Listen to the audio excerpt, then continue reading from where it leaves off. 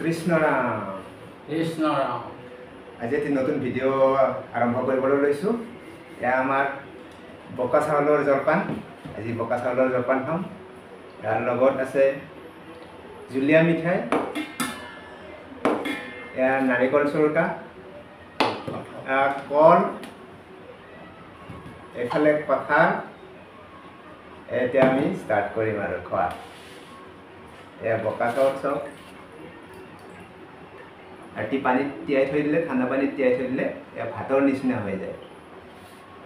খাই খুব ভাল লাগে। গৰমৰ দিনত দেহটো শীতল পৰি থাকে। এয়া চাওক বোকা চাউল।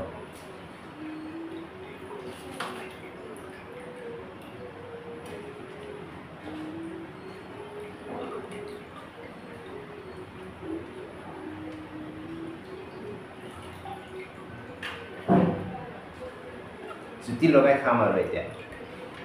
দেউতাই এইবাৰ কিমান কৰিছিলে এই বোকা ধানৰ খেতি? আঢ়ৈ কথামান কৰিছিলোঁ। আঢ়ৈ কথামান কৰিছিলে। আজিকালি খেতিয়কবিলাকে নকৰে হ'ল।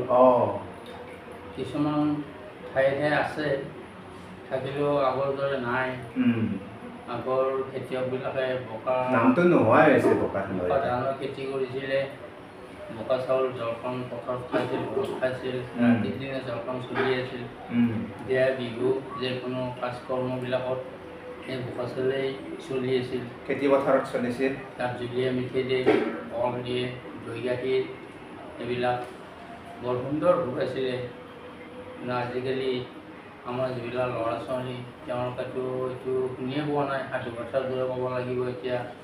সেইকাৰণে পৰম্পৰাগত যিটো সেইটো উঠি যাব বুলি যোৱা বছৰ আঢ়ৈ কথামান মাটি বোকা ধানৰ খেতি কৰিছিলোঁ। ধান ভালে হৈছিল। এই ধান অলপ শুকাই জলপান হিচাপে আমি আজি মানে ল'ম বুলি আগবাঢ়িছোঁ আৰু। তেতিয়া খোৱা ষ্টাৰ্ট কৰক। কৃষ্ণ কৃষ্ণ নাৰায়ণ নাৰায়ণ। ইয়াৰ লগত ফুটীয়া গাখীৰ, দৈ গাখীৰৰ সলনি ফুটীয়া গাখীৰ লৈছোঁ। দৈ গাখীৰ বৰ্তমান সম্ভৱ নহয়। দৈ গাখীৰ হ'লে বেছি ভাল হয়। হয়তো ফুটীয়া গাখীৰ হ'লে চলে।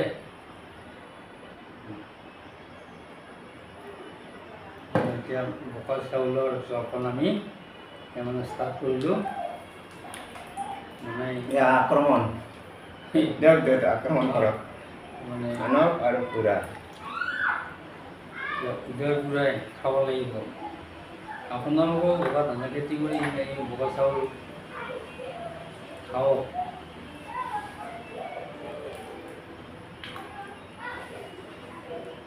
আমি পৰম্পৰাগত আমি ৰক্ষা কৰিব লাগিব। ল'ৰা ছোৱালীবিলাকে ভাল খাদ্য বহুতে নাজানে, খাব নোপোৱাই হ'ল। জুলীয়া মিঠাই ল'ৰা ছোৱালীয়ে দেখাই নাপালে। এইবিলাক ল'ৰা ছোৱালী নাপালেই খাব। ময়ো বহু বছৰৰ মূৰত আজি বোকা চাউলৰ জলপান সৰুতে খাইছিলোঁ। আমাৰ ঘৰত বহুত চলিছিলে। কৃষ্ণ এইবাৰ দেউতাই কৰিছে, এই ভাগ্যতে খাব পালোঁ আৰু দেউতাৰ ভাগ্যত। দেউতাৰ লগত মোৰ ভাগ্য মিলি গ'ল। এয়া খোৱা আৰম্ভ কৰি আছোঁ।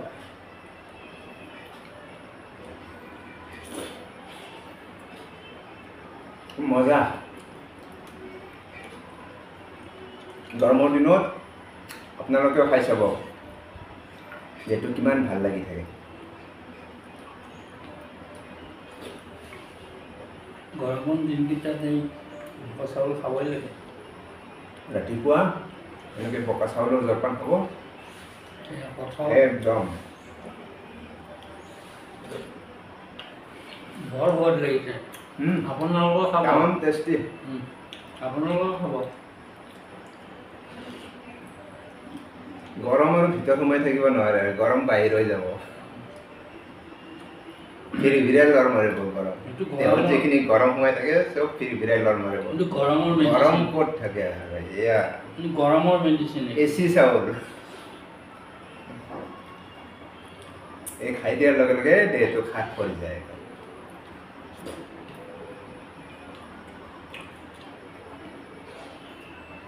এনেকৈ বোকা চাউলৰ লগত তেনেকৈ আমি যেনেকৈ খাইছোঁ তেনেকৈ আপোনালোকে খাই চাব একদম ক'ব লাগিব আৰু এবাৰ খাই চাবচোন কিনি হ'লেও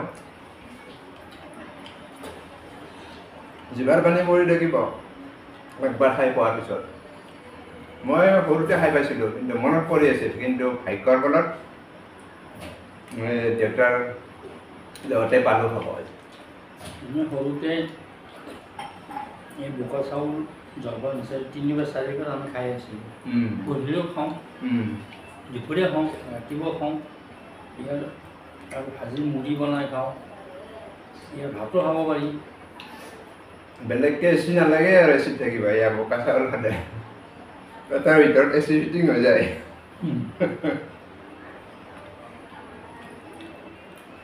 মাঘৰ বিহুত এই বোকা চাউল জলপান হিচাপে গ্ৰহণ কৰা যায় বহাগ বিহুত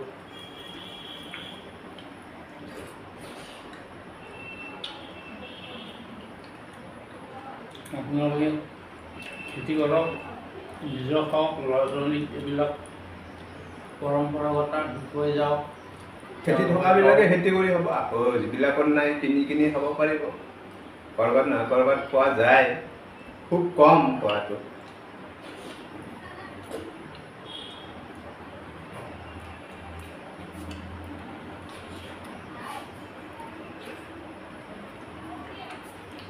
টেষ্টি খাব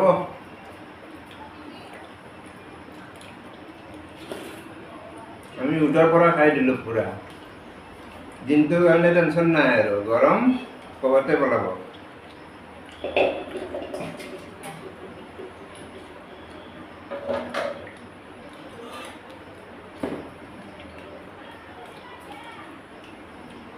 দেউতা এটা কেনেকুৱা লাগিছে বৰ ভাল লাগি ঠাণ্ডা পৰি গৈছে না আপোনাৰ পৰি গৈছে এচি ফিটিং হৈ গৈছে যোনফালে গৈছে ঠাণ্ডাই মানে কৈ গৈছে আছে গৰম ওলাই গৈ আছে এইটো ধুনীয়াকৈ গৰমৰ মেডিচিন এতিয়া জুলীয়া মিঠাই দেখাই নোপোৱাই হৈছে এতিয়া ল'ৰা ছোৱালী এইটো